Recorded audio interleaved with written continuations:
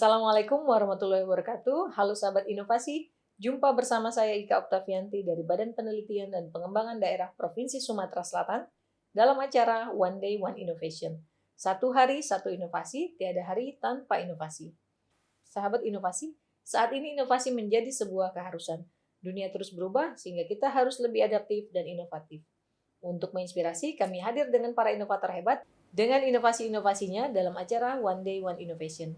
Sahabat inovasi, hari ini kita sudah kedatangan salah satu inovator dari masyarakat inovatif, yaitu selamat datang pada Bapak Harda Utama. Selamat datang Pak Harda di podcast kami nih. Hari ini kita mau ngobrol-ngobrol ya. Pak Harda ini tergabung di dalam Asosiasi Literasi Entrepreneur Development ya, atau LED gitu. Betul. Ya. Nah mungkin nanti kita tanya-tanya lagi inovasinya Pak Harda ini yang diberi judul UWAKU atau UKM Wajib Nulis Buku. Nah ini menarik nih bagi UKM-UKM dan juga ada hubungannya dengan literasi ya. Betul. Nah sebelumnya terinspirasi dari mana nih Pak latar belakangnya sehingga muncul inovasi UWAKU ini? Mungkin bisa dijelaskan, silakan. Oke. Bismillah. Assalamualaikum warahmatullahi wabarakatuh. Sebelumnya saya perkenalkan, nama saya Harda Utama, kerap dipanggil Harda ya Bu. Jadi saya ini bahasanya itu perwakilan lah dari LED, asosiasi kami yang terbentuk tahun 2018. Yang tadinya hanya bermula 3 orang, sekarang sudah hampir 30 orang.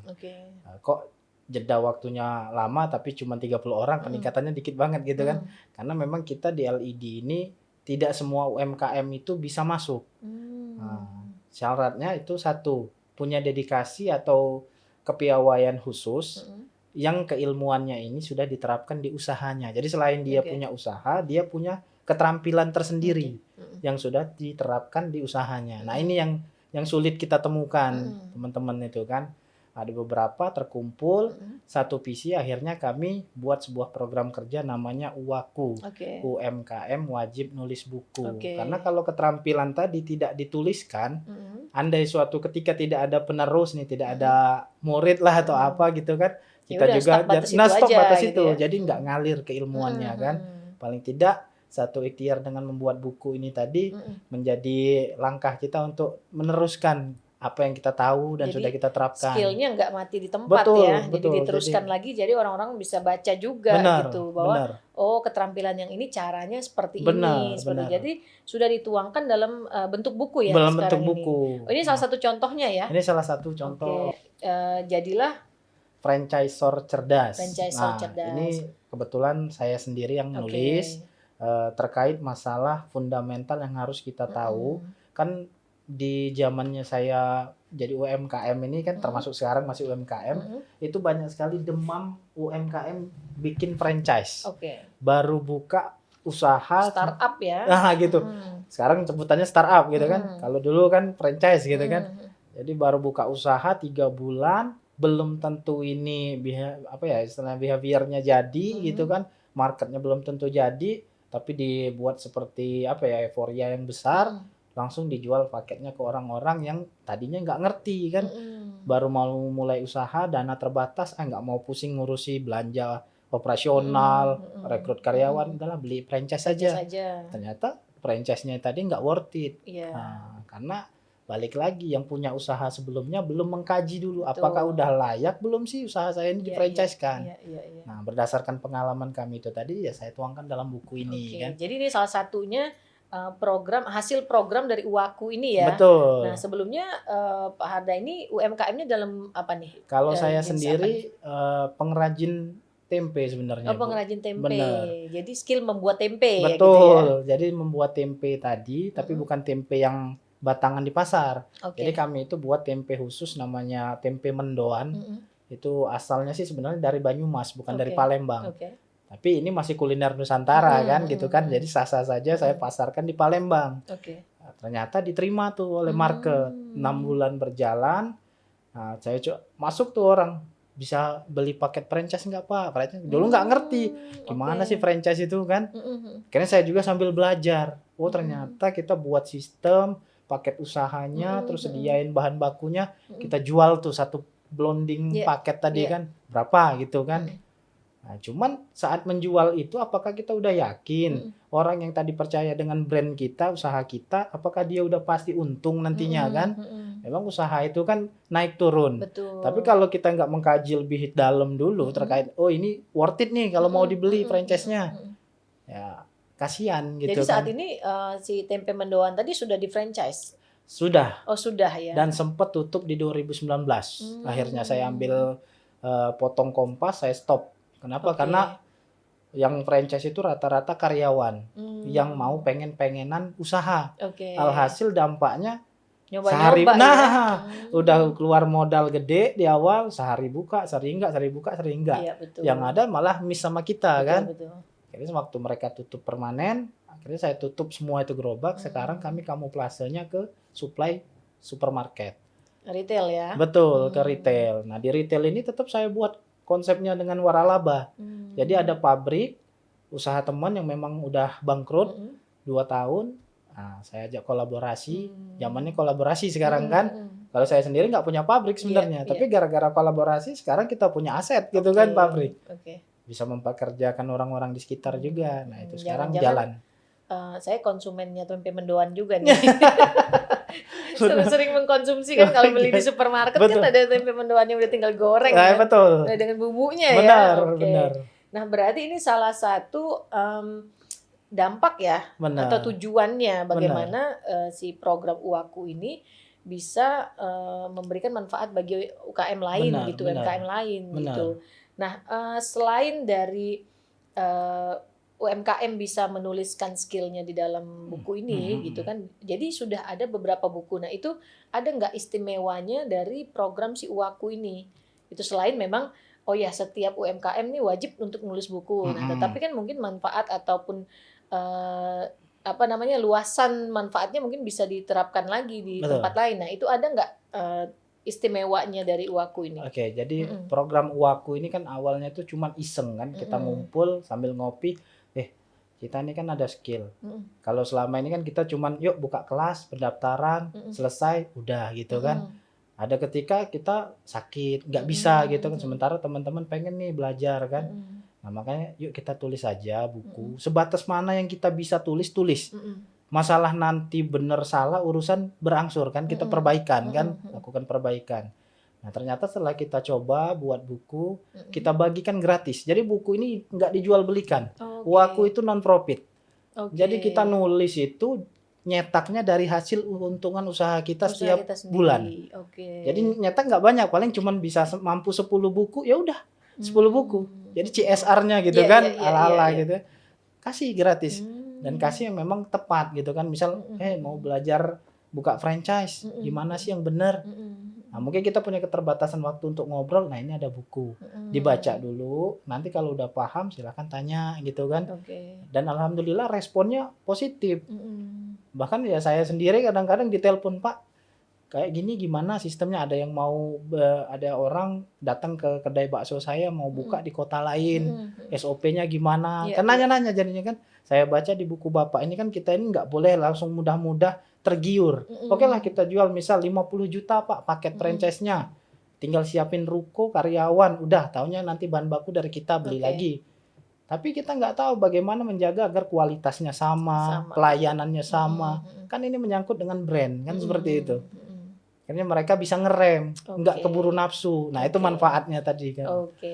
Nah setelah dijadiin buku nih, berarti udah total ada berapa buku nih yang udah dihasilkan? Kalau dari Uwaku ini perdana. Ini yang nomor pertama gitu yang teman-teman yang lain lah, gitu masih progres nulis. Berarti memang sudah ada hasilnya, implementasinya ya. Nah dampak yang sudah ada dari membaca buku Jadilah Franchiser Cerdas ini ada nggak yang sudah testimoni nih?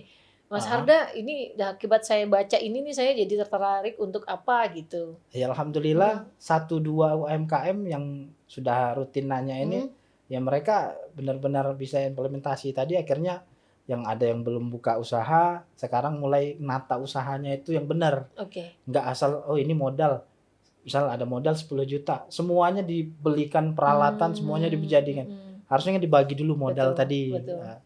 Terus ada lagi yang dia udah punya usaha yang kayak tadi saya bilang bakso, akhirnya bisa ngerem, bikin dulu SOP, baru dia buka waralabanya gitu. Jadi ada cabang. Ada gitu cabang ya. udah tanpa harus dia sendiri yang punya cabang itu kan. Tapi sudah jelas Sudah nih jelas, manajemennya, paket-paketnya udah sesuai gitu ya. Benar. Dan yang terbaru ini ada MOI saya buat, Mendoan Owner Indonesia. Jadi saya collect semua owner yang jualan tempe mendoan seluruh Indonesia. Itu ada di paling banyak sih Pulau Jawa. Salah satunya di Banyumas itu ada mendoan Kang Sarwono Raksasa. Jadi mendoannya sebesar buku A4 gitu, 2 kali lipatnya. Itu sekarang dari tadinya belum kenal saya ada 4 cabang, sekarang udah hampir 12 cabang. Ya dia koordinasi tanya gimana cara bikin akadnya Mas. Gimana cara ngontrol supaya kita nih jangan dicurangi sama franchisee kita. Terus kan. Mas Harda kasih buku gitu. Gitu lah. Buku dari uang ini gitu ya. Karena silakan Pak dibaca gitu. Benar. Nah, untuk hambatannya sendiri nih. Hambatannya yaitu tadi saya bercita-cita nulis buku ini dari tahun 2018. Tapi baru selesainya sehingga final rilis itu baru bulan kemarin. Ya satu sisi kan kita UMKM kan ada kegiatan yang udah rutin kita laksanakan. Menyempatkan waktu luang untuk bisa nulis itu kan nggak mudah. Jadi itulah tantangannya. Untuk menyempatkan waktu nulis dan fokus itu butuh momentum. Betul. Saya bilang. Dan juga part-partnya tuh harus menarik pembaca ya. Karena kalau membosankan atau sesuai dengan bahasa kita kan mungkin orang nggak tertarik baca gitu. Jadi memang harus dipikirkan benar. Gitu ya. Sebagai pembaca kira-kira enak kan nih buku. Betul. Gitu ya. Nah harapan kedepannya nih atas program Uwaku ini? Harapan kedepannya semoga dengan menulis ini satu bisa menginspirasi UMKM yang lain untuk ya apapun yang kita tahu ala kita, yuk kita tulis gitu. Dengan menulis itu nanti akan datang sendiri inspirasi baru, koneksi baru, jaringan baru. Jadi jangan malas-malas buat nulis, tulis aja buku. Itu yang satu. Yang kedua, dengan nulis buku ini asalkan kita meluruskan niat ini akan jadi amal jariah. Dengan catatan memang ini benar isinya kan, bukan hasil plagiat, bukan bohong gitu kan, real. Makanya saya bilang harus hasil real yang pernah kita lakukan. Oh kita punya riset seperti ini, implementasinya di usaha kita berhasil, buat itu, tuliskan. Jadi berdasarkan pengalaman gitu ya? Kita. Jadi jangan nanti kita misalnya ketemu orang itu nggak sesuai kata misalnya Robert Kiyosaki seperti ini kan misalnya runutan ya itu ala dia ini ala kita UMKM yang sudah kita praktekkan dan berhasil worth it dikembangkan nah gitu sisanya terserah kalian merasa oh ini ada yang kurang kembangkan itu gitu. Kan bisa menginspirasi yang lain. Wah ini keren bener ya sahabat inovasi. Nah terakhir nih Pak Harda, kesan dan pesan untuk sahabat inovasi di rumah biar punya pemikiran yang luar biasa juga nih, silakan. Oke, jadi saya sendiri Harda Utama memberikan pesan lah semangat buat teman-teman UMKM yang lain. Meski kita tahu di lapangan saat ini dunia sedang tidak baik-baik saja, isu resesi dan sebagainya macamnya musibah, tetap semangat, optimis, yakini saja bahwa setiap langkah kita asalkan kita meluruskan niat untuk ibadah, untuk menafkahi keluarga, insya Allah ada jalan di setiap masalah yang kita hadapi. Dan jangan pernah berhenti untuk berinovasi. Karena penting kita inovasi itu. Zaman bisa berubah. Kalau kita tidak berinovasi dan menyesuaikan, maka kita harus tertinggal jauh dengan zaman. Itu saja. Ucapan terima kasih.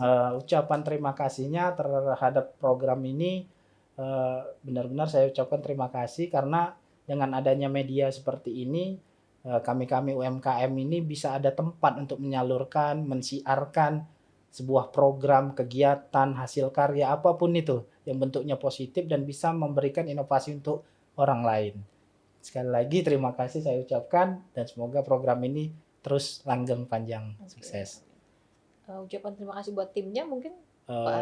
Saya pribadi mengucapkan juga untuk tim di Tempe Mendoan Ngapak, khas Banyumas, Pak Andi, Bu Alin, dan rekan-rekan tim produksi lainnya.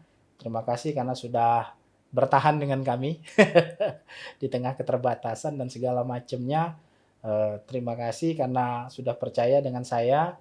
Insya Allah sama-sama kita perbesar usaha ini, lebih membuat banyak manfaat lagi untuk orang banyak. Itu saja. Baik, terima kasih sekali lagi Pak Harda atas kedatangannya. Mudah-mudahan harapannya nih biar program UAKU ini nggak hanya ada di literasi entrepreneur development aja gitu, tetapi juga nular ke asosiasi-asosiasi UMKM lainnya gitu. Jadi sehingga program UAKU ini menjadi satu standar ya, bahwa UMKM di seluruh Indonesia harus buat buku. Harus. Gitu. Kita doakan mudah-mudahan lancar, berhasil, dan kalau sudah ada inovasi lainnya nanti kita undang lagi untuk sharing lagi. Terima kasih Pak Harda. Sahabat inovasi, untuk mengetahui lebih lanjut tentang inovasi ini bisa meninggalkan pertanyaan ataupun komentar di kolom komentar podcast YouTube kami. Tetap ingat kita punya jurus 4S. Setiap orang adalah inovator, setiap masalah bisa menjadi peluang inovasi, setiap solusi harus sinergi, dan setiap inovasi harus konkret hasilnya. Berjumpa lagi dengan kami di podcast One Day One Innovation selanjutnya. Salam inovasi.